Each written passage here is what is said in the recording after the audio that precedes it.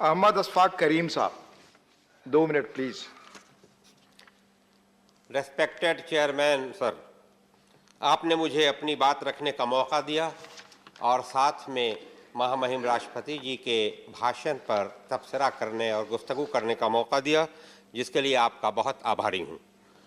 Sir, कोई भी इंसान जब बाप बनता है और बच्चे पैदा होते हैं तो उसकी फिक्र हो जाती है कि इसकी तालीम कैसे होगी, इसकी शिक्षा कैसे होगी। और जब वृद्धावस्था में आने लगता है तो उसकी फिक्र होती है कि हमारा बुढ़ापा कैसे कटेगा, हमारे पास कोई असासा नहीं है, कोई ऐसी चीज़ें नहीं है जिससे मैं अपनी ज़िंदगी गुजार सकूंगा। दूसरे मुल्कों में जहां टैक्स लिए जाते हैं वहां बच्चों की पढ़ाई की जिम्मेदारी उस सरकार की होती है। जहां टैक्स लिए जाते हैं वहां वृद्धावस्था की जिम्मेदारी उस सरकार की होती है। जब तक कोई भी इंसान बेफिक्र नहीं होगा तब तक वो संतुलित नहीं होगा, और जब बेफिक्र होगा तो देश को आगे बढ़ाने में उसकी भूमिका होगी। लेकिन जब वो फिक्रमंद होगा कि हमारे बच्चे कैसे पढ़ेंगे, हमारी ज़िंदगी बुढ़ापे की कैसे कटेगी, अगर उसकी ये फिक्र होगी तो वो परेशान रहेगा, चिंतित रहेगा। और हमारे देश में भी उसी रेशियो में टैक्स, किसी न किसी रूप में टैक्स लिया जाता है, अलग अलग मुख्तलिफ किस्मों से टैक्स लिए जाते हैं। फिर हम ये जिम्मेदारी क्यों नहीं लेते कि हम बच्चों को पढ़ाने का इंतज़ाम हम करें? जिम्मेदारी हमारी मरकज़ी हुकूमत ले, हमारे बुढ़ापे की जिम्मेदारी मरकज़ी हुकूमत ले। ये करना चाहिए, तभी समरसता आएगी, बड़े और छोटे की तमीज़ खत्म होगी। क्योंकि सबकी जिम्मेदारी हो जाएगी सरकार की, तभी यह बराबरी होगी।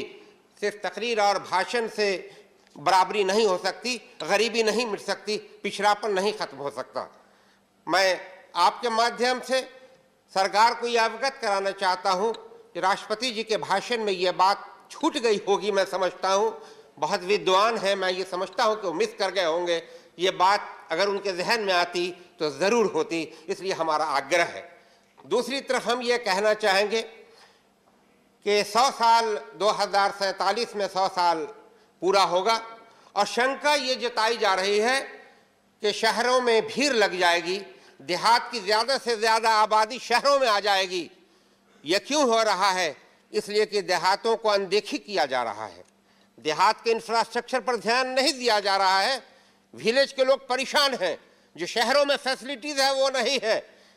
हम अवगत कराना चाहते हैं, ये बड़ा चिंता का विषय है और बड़ा ही इम्पोर्टेंट विषय है कि अगर हम देहातों में अगर इंफ्रास्ट्रक्चर हमने नहीं बढ़ाने का काम किया, चाहे बिजली का मामला हो, शिक्षा का मामला हो, सड़क का मामला हो, रोजगार का मामला हो, उनकी बेकारी दूर करने का मामला हो, अगर हमने नहीं किया तो एक वक्त ऐसा आएगा कि सारी भी शहर में होगी और देहात के लोग और पिछड़ते चले जाएंगे।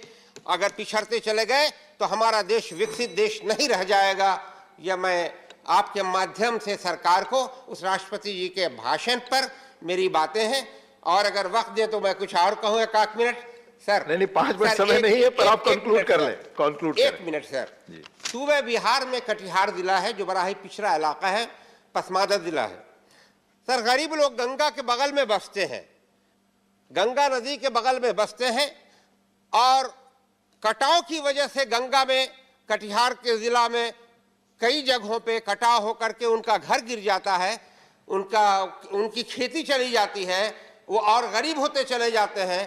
हम आपके माध्यम से ये मरकज़ी हुकूमत से कहना चाहेंगे कि उस कटाव को गंगा से रोका जा सके, ताकि वो गरीब और बेघर न होते जाएं। ये हमारा आग्रह है। बहुत बहुत धन्यवाद। धन्यवाद करीम साहब।